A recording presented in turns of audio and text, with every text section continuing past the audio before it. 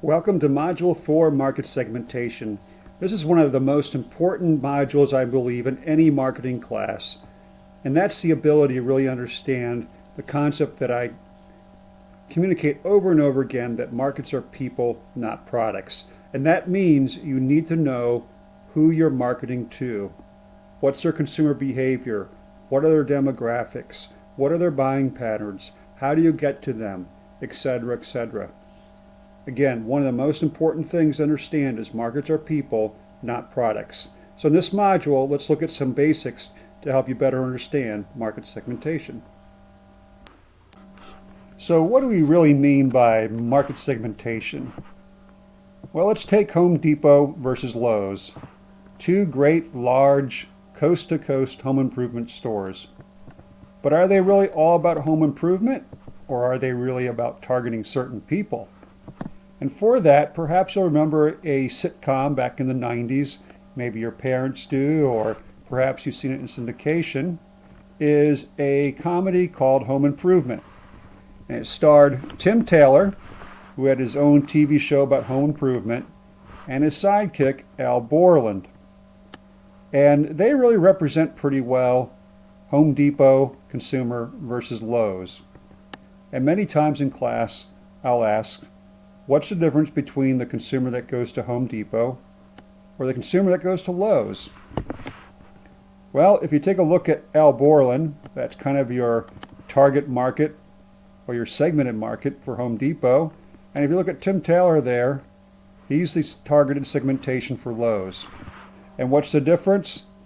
Well, if you look at Al there on the left, he's the guy that comes in his flannels and his work boots and blue jeans. He might even be a professional contractor. And he comes in every day looking for the materials and the tools that he needs. On the other hand, Lowe's targets the Tim Taylors of the world that come in their khakis and their polo shirts on the weekends to do a very simple do-it-yourself project. So you can see there's a big difference between Home Depot and Lowe's. In fact, if you've been in both stores, you'll even notice a difference how they're set up. Home Depot is more industrial-like, construction with all the orange. But Lowe's seems more like a regular store that you might go into, like a Target or a mall store, if you will. So Home Depot versus Lowe's, we'll break it down to the Al Borlands of the world and the Tim Taylors of the world.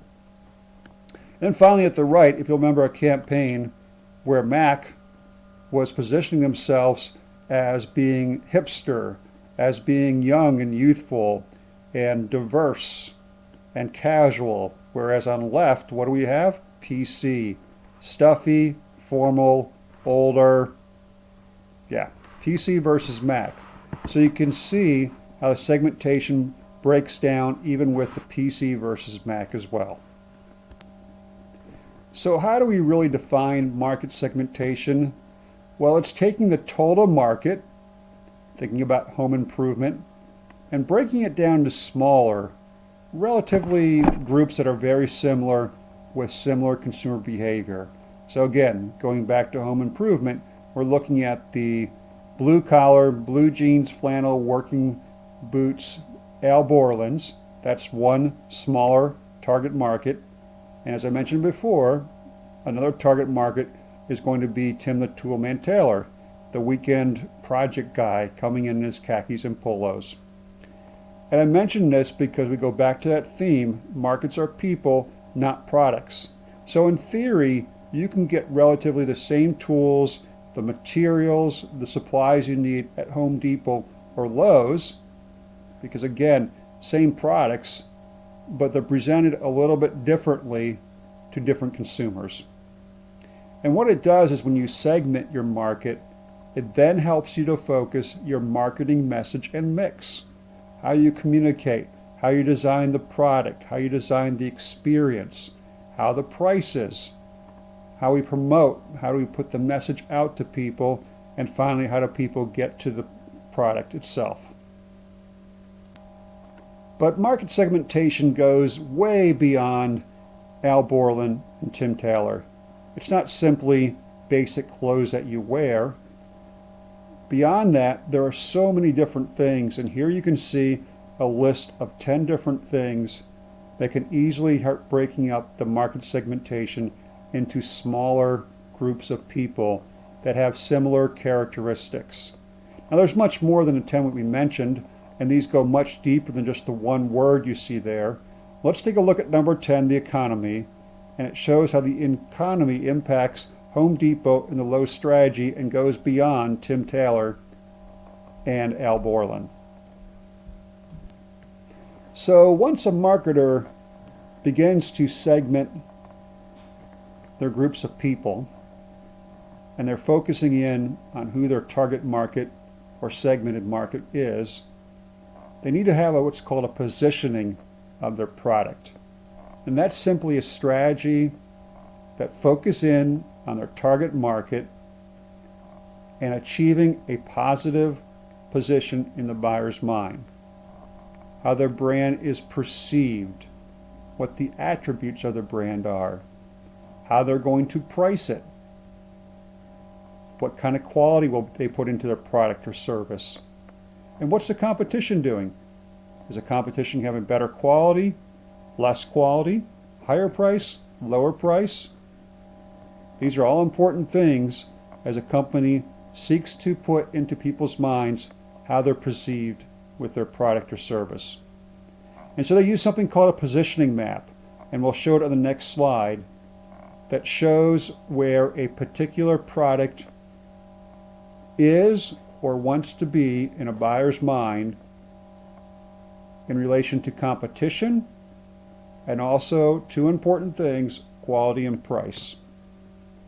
And finally, there are companies that look to reposition where they are in someone's mind because they're not getting the market share that they want. So let's take a look at the next slide at the positioning map. Here's a positioning map that is used to take automobiles and to see what the perception is in a consumer's mind. And all positioning maps are similar, where on the y-axis, the up and down, you have the price from low to high, and then on the x-axis, going from left to right, is the perceived quality. Now we may all agree that certain products have high quality and other products have low quality. However, quality can be subjective, correct? So that's why we use the word perceived. Now price as well can be perceived. What I think is inexpensive may be expensive to somebody else, but at the end of the day, price is price, correct? A dollar is a dollar. $10 is $10. But quality can vary and is a perceived quality. So in this one, Lexus has decided to be a product where they want to position their automobiles as highly priced but high quality. Now the complete opposite would be Kia, that has one of the lowest prices but also the lowest perceived quality as well. And they've chosen that marketplace on purpose. And then in the middle, we have Honda and Chevrolet. Honda's would be a little bit pricier depending on the model than Chevrolet, but in general, the perceived quality is higher than Chevrolet. I personally, in my mind, I love Chevrolets, so I buy Chevrolets. It's in the price range that I want it to be, and the quality is where I want it to be as well. So Chevrolet is positioned lower than a Honda, but higher than Kia, and of course much less than Lexus. So let's use Cadillac as an example of how the car manufacturer has tried to reposition their product to consumers over the years. And remember, markets are people, not products. So when I say reposition the product, they're really trying to find a different market segmentation that will buy it. So if you ask your parents, what comes to mind when you mention a Cadillac back in the 1970s? Perhaps they'll say it's one big, huge car, a boat of a car. But they'll probably also mention, oh, that was a car that Grandpa bought, that white established men or African American established men who were retiring would buy as kind of their status symbol. So I'm going to have you watch the video, and I think you'll see that play out. That's the video for the Cadillac Coupe de Ville next to the year 1971. I'm going to ask you now to pause the audio to this slide, and then when you've completed watching that video for 1971, come back and start the audio again.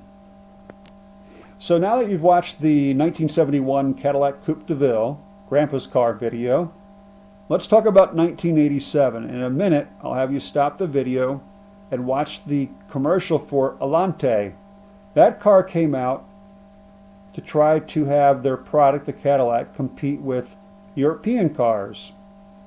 Mercedes, BMW, and they'll even mention, and I kind of have to laugh at this, is they're compete with Ferrari, which I'm not quite sure why they threw that in, they did. But also, if you remember our positioning chart at the bottom, is perceived quality. Well, other cars were coming out that were European, that had better quality, better warranties. So Cadillac wanted to change that in the buyer's mind by offering extended warranties, which you'll see played out in the commercial. So go ahead and pause my audio, please, and click on the link for 1987 Alante. And once you've watched that, please come back to this slide and click on play again.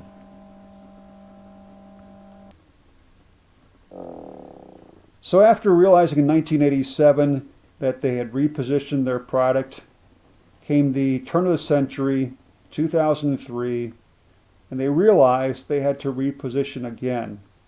And they came out with the 2003 Cadillac XLR and the entire line. And as you can see on my notes there, they really wanted to say, this is not your old man's Cadillac. It's youthful, it's fast. So take a look at that video, stop my audio please, and click on the link. And when you're done watching that, come back to the slides and my audio and restart it, please. So by now I think you're getting the idea of what positioning and repositioning is. And let's take a look at one more video from 2015, the Cadillac ATS Coupe. And you'll see how they're even trying to go younger yet with their target market or their market segment that they're going after, and trying to make it even more attractive to people. And again, that goes back to the statement that I hammer over and over again: markets are people, not products. And the positioning map is one way you identify where you want your product to be aligned with consumers in their minds. And remember, when we break down that consumer by various things, age, gender, income, social status, etc., in their mind they want to achieve certain things, and certain products will meet those objectives of the buyer.